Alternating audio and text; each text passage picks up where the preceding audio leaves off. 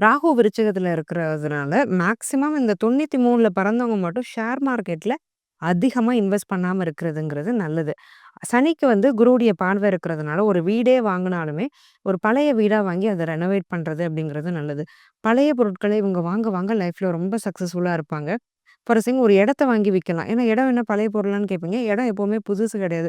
ஏன்னா, மண்ணு, பூமிங்கிறது பழங்காலத்திலருந்து வந்துகிட்டே இருக்கக்கூடிய விஷயம். அது மேல நம்ம உருவாக்கக்கூடிய புது பில்டிங் அப்படிங்கிறதுக்கு தான் புதுசுங்கிற அங்கீகாரம் கிடைக்கும்.